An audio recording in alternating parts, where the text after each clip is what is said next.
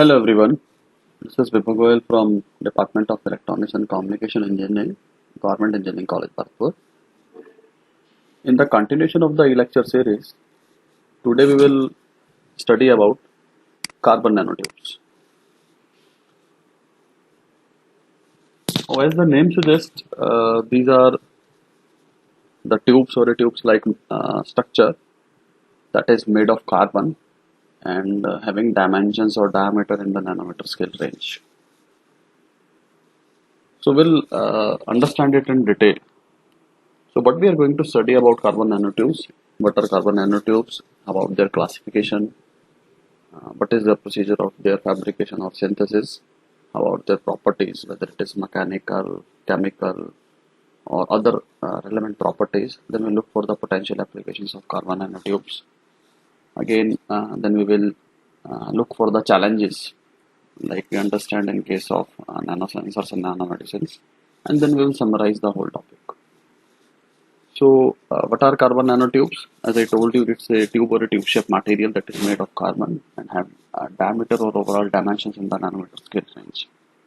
So, they are members of the fullerene family. Fullerene, you remember C60, carbon C60. You people studied it in class 12. So, carbon nanotubes, we can say that they are allotropes of carbon with a cylindrical nanostructure, and they are basically described as a single sheet of pure graphite that has a diameter in the range of 0.7 to 50 or 100 nanometers, with a length generally in the range of 100 to 100 microns. Now, what they are suggesting that it's a pure sheet of graphite that has been rolled. This we will understand later how it is. So this is about a carbon nanotube, that tube-shaped material made of carbon. So they are basically allotrope of carbon, and overall dimensions of this carbon nanotubes is in nanometer scale range.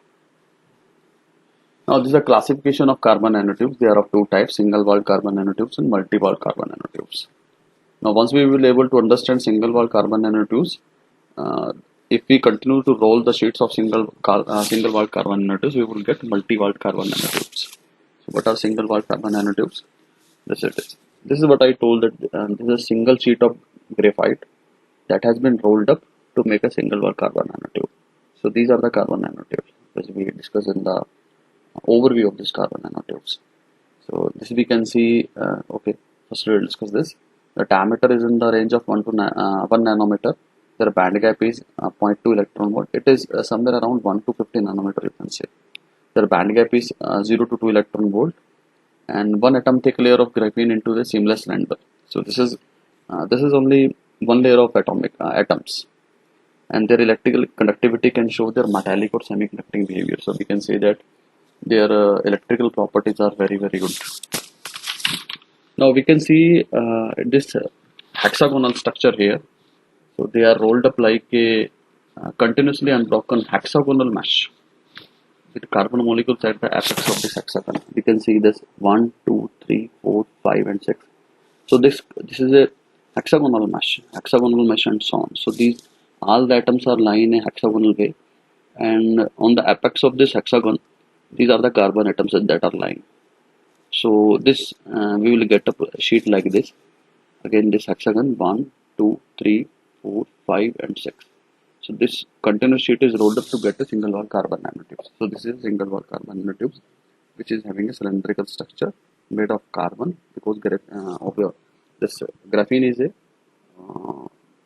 allotrope of carbon itself, and overall dimensions in the you can say nanometer scale range. One more thing, but we have to observe that, as I mentioned, that electrical conductivity can show metallic or semiconducting behavior. This electrical properties are very good longitudinally along this particular single-walled carbon nanotubes. If we talk about laterally, then it behaves as an insulator. So this thing we have to keep in mind. Laterally they are like an insulator, but longitudinally they behave as a metal or a semiconducting behavior. Then we will understand about multi-walled carbon nanotubes. This is single-walled carbon nanotubes. We continue to make a roll on this again and again, then we will get a multi-walled carbon nanotubes. So we can see here 3 single-walled carbon nanotubes are rolled on one another to get a multi-walled carbon nanotubes. So they consist of a multiple rolled layers, concentric tubes. Concentric means having the same center. So concentric tubes of the graphene. So their interlayer distance is 3.4 Armstrong, typically it is. And to describe the structure, there are two models. We will not delve deep into the overall details of these two models because it's a further research area, but we will have a basic point of view what they are. So they are Russian doll model and the parchment model. So this is the parchment model and this is the Russian doll model, which is totally you can say covered from all the ends, but on one end it is open. This parchment model is open on one end. Then synthesis of carbon nanotubes, we have well understand the synthesis of materials, or you can say thin films or other devices in MEMS and nanotechnology itself, in IC technology also. So we are not going into the detail of this fabrication process because we have a well understanding between the physical vapor deposition and chemical vapor deposition. So these are the techniques of that particular part only. So this is arc-based charge matter, laser ablation. Laser ablation is basically pulse laser deposition, and then chemical vapor deposition. Chemical vapor deposition, you can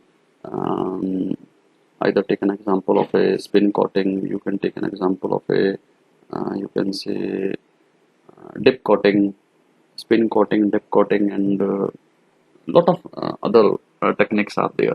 So we are not discussing this particular part because we have already understand this and we have spent a lot of time on this part. Now these are some of the basic properties of carbon nanotubes. As I told you, they are made from graphite and they are they are allotrope of carbon.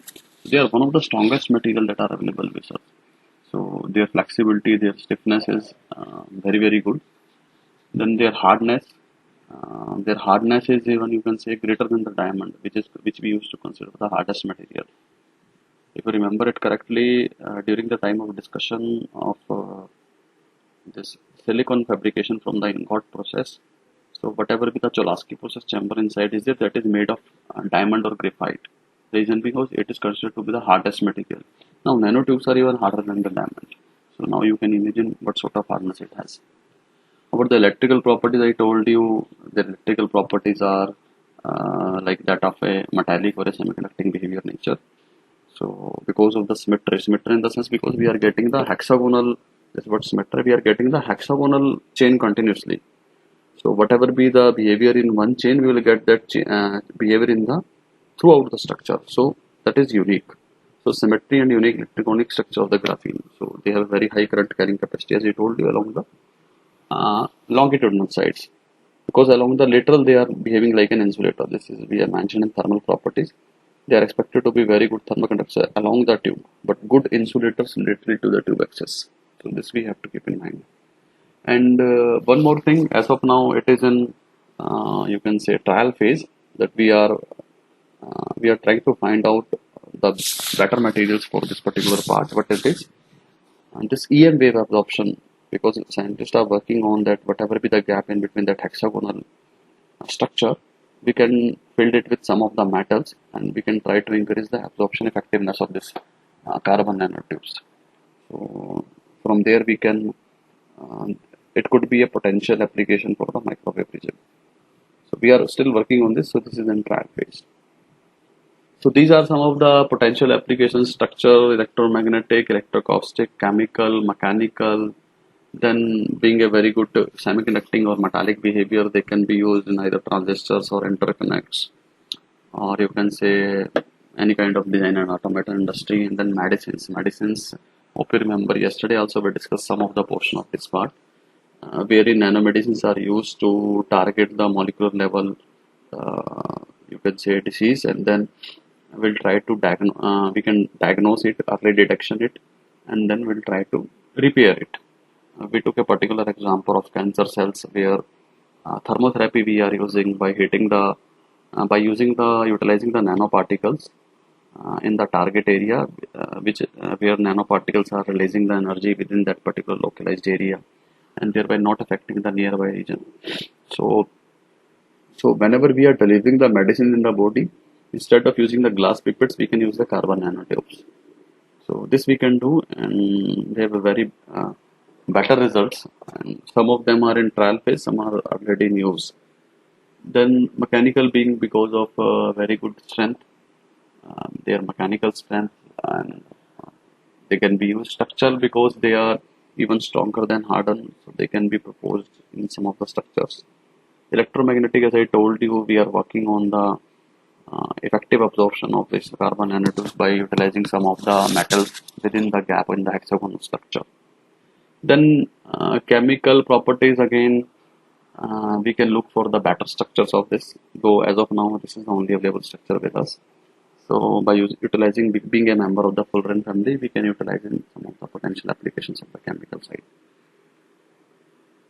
Then apart from whatever the applications we have, what are the advantages have, what are the properties they have, we have some challenges as well. Reason being, it's not easy to fabricate these kind of nanotubes. So their fabrication process is very relatively expensive. So I mentioned here that fabrication process is expensive.